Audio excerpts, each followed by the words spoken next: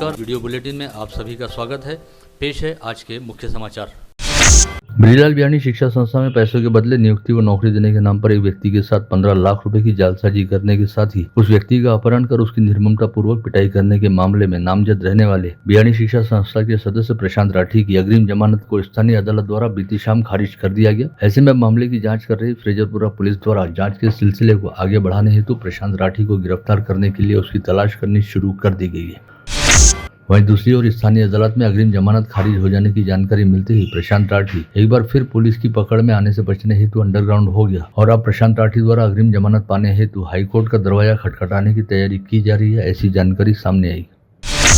आगामी लोकसभा चुनाव हेतु अमरावती संसदीय सीट महाविकास आघाड़ी के तहत शिवसेना उद्धव बालासाहेब ठाकरे पार्टी के हिस्से में ही छूटनी चाहिए, ऐसी मांग को लेकर गत रोज ठाकरे गुट के पूर्व सांसद अनंत गुड़े व टिकट पाने के इच्छुक दिनेश बूब सहित पार्टी के कुछ स्थानीय पदाधिकारियों मुंबई जाकर पार्टी के वरिष्ठ नेता अरविंद सावंत से भेंट की और उन्हें अपनी भावनाओं से अवगत कराया। लेकिन पार्टी के नेता अरविंद सावंत ने इन लोगों को यह कहते हुए दो टूक जवाब दे दिया कि विगत कुछ वर्षों के दौरान ठाकरे गुट के पदाधिकारियों को अमरावती संसदीय क्षेत्र में कोई काम दिखाई नहीं दे रहा, तो ऐसे में किस आधार पर महाविकास आघाड़ी के तहत अमरावती संसदीय सीट को शिवसेना उबाठा द्वारा अपने हिस्से में लिया जाए।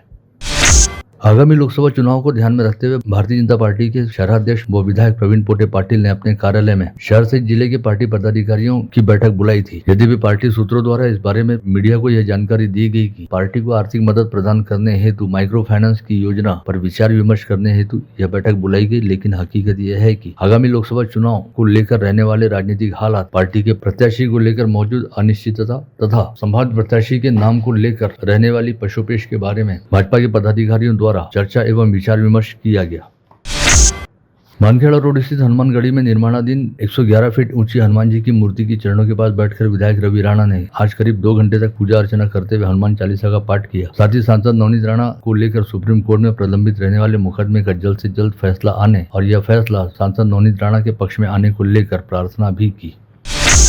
लोकसभा चुनाव की आचार संहिता लागू होने के बाद अब मंत्रियों को उनके दौरे की जानकारी प्रशासन को देनी होगी। साथ ही प्रशासन की पूर्व अनुमति के बिना मंत्रियों के दौरे नहीं हो सकेंगे। ऐसे में आदर्श आचार संहिता चुनाव आयोग के उपायुक्त जयप्रिय प्रकाश ने 16 मार्च को अधिसूचना जारी की।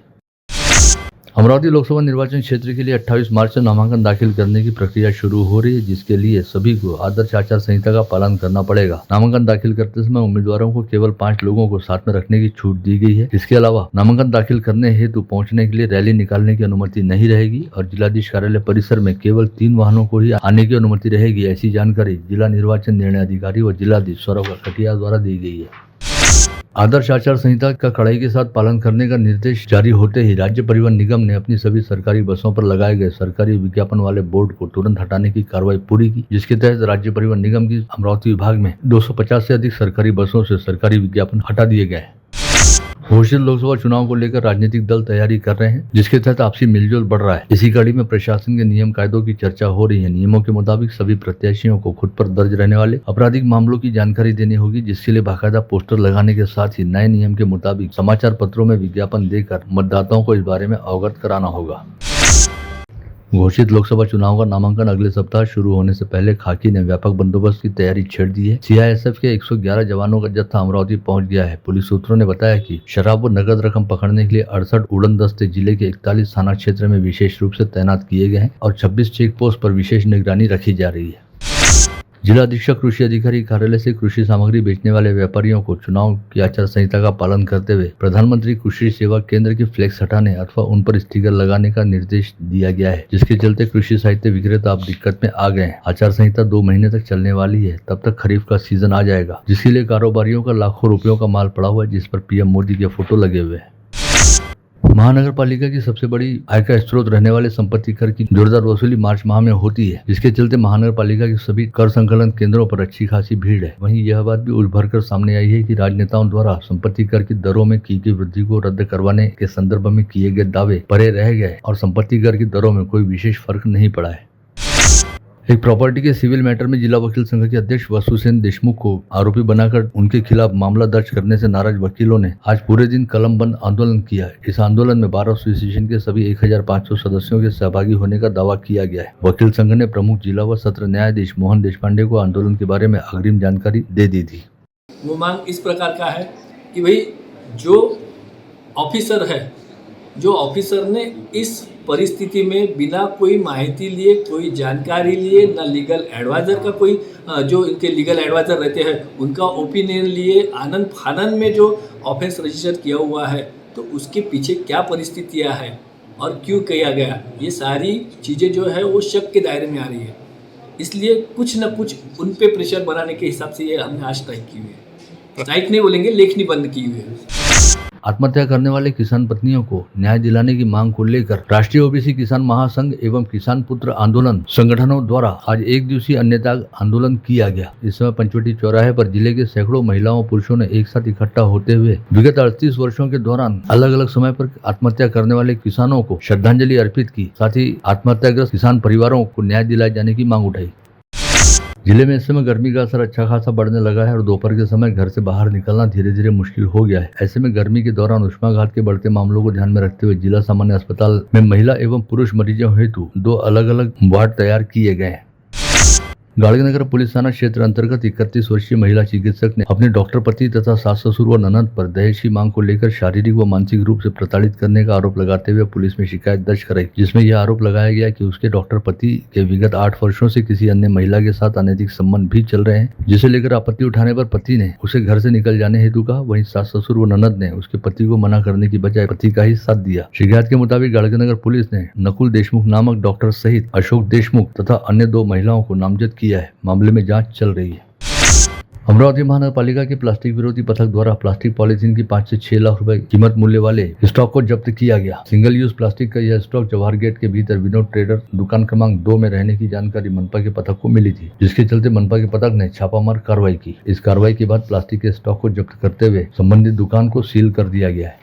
महापालिकेचं जे वेळोवेळी आहे प्लॅस्टिक वापरू नका, जे शासनाच्या नियमानुसार जे प्लॅस्टिक दिलेलं आहे 120 पेक्षा कमी असलेलं प्लॅस्टिक वापरू नका। यांनी वेळोवेळी झाडी टाकत असतात, वेगवेगळ्या ठिकाणी झाडे टाकत असतात। आज हे ट्रेडरचं आम्हाला माहिती कळल्यानंतर आम्ही या ठिकाणी हे केलेलं आहे। या ठिकाणी जे शासनाच्या नियमाच्या पेक्षा कमी मायक्रॉनचे जे प्लॅस्टिक आहे ते प्लॅस्टिकचं जे पूर्ण आपण पाहतात ते पूर्ण हे आहे वरच्या याच्यावर सुद्धा हे केलेलं आहे आणि हे आम्ही आज पकडलेलं आहे आणि याच्यावरती नियमानुसार पुढची कारवाई। किती माल सापडला?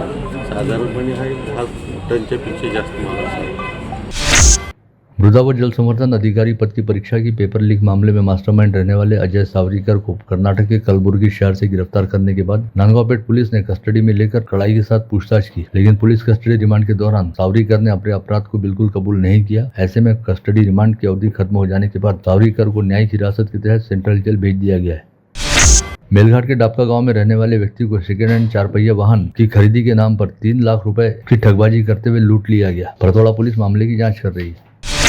फ्रेजरपुरा पुलिस थाना अंतर्गत रहने वाले सचिन हिवरकर के खिलाफ बलात्कार, ब्लैकमेल व जान से मारने की धमकी देने का मामला दर्ज किया गया है। सचिन पर आरोप है कि उसने फ्रेजरपुरा पुलिस थाना क्षेत्र अंतर्गत रहने वाली 30 वर्षीय अविवाहित महिला पर वर्ष 2016 में एक होटल में जाकर पहले उसे खाना खिलाया था और बेहोशी की दवाई मिलाकर उसके साथ दुराचार किया था। धारनी परतोड़ा मार्ग पर उतावली फाटा के निकट खड़े एक टिप्पर को जोरदार टक्कर मारने से मोटरसाइकिल पर सवार युवक की मौत हो गई, वहीं दूसरा युवक गंभीर रूप से घायल हुआ। सोमवार की रात 8 बजे के दौरान घटित हुई इस घटना में मृतक की शिनाख्त नहीं हो पाई। धामनगढ़ पुलिस थाना क्षेत्र अंतर्गत शिरखेड़ पुलिस ने धामनगांव शिवार के खेत में चल रहे जुआ अड्डे पर छापा मारकर 4 जुआरी को गिरफ्तार किया। आरोपियों के पास से नगद रकम सहित 3,14,000 रुपए का माल जब्त किया गया। अकोला की बालापुर तहसील अंतर्गत तामसी गांव में ईंट भट्टी पर काम करने वाले प्रमोद मिश्रे नामक मजदूर की किसी अज्ञात व्यक्ति ने गला घोटकर हत्या कर दी। यह घटना सोमवार 18 मार्च की सुबह उजागर हुई। बुल्ढाना के जलगांव पुलिस थाना क्षेत्र अंतर्गत आसलगांव बाजार के जी गांव में रहने वाले शराबी पिता ने शराब पीने से मना करने की बात से चिढ़कर अपने 36 वर्षीय बेटे शिवाजी रायपुरे के गले पर कुल्हाड़ी मारकर उसे मौत के घाट उतार दिया। पुलिस ने हत्यारोपी पिता प्रहलाद रायपुरे को अगले कुछ घंटों के भीतर गिरफ्तार किया। बहुजन समाज पार्टी के जिला प्रभारी अब्दुल कदीर की ऐन लोकसभा चुनाव के मुहाने पर एक सड़क हादसे में मौत हो गई। अब्दुल कादिर पार्टी का अकोला का सम्मेलन अटेंड करने के बाद अमरावती लौट रहे थे। भ्रष्टाचार प्रतिबंधक विभाग ने तेल्हारा के महाराज अग्रसेन टावर चौक में छापे की कार्रवाई करते हुए अल्केश चित्रे व किशोर वाड़कर नामक 2 होमगार्ड को एक शिकायतकर्ता से लोन के मामले में जारी जमानती वारंट तामील नहीं करने की एवज में 2,000 रुपए की घूस लेते हुए रंगे हाथ पकड़ा।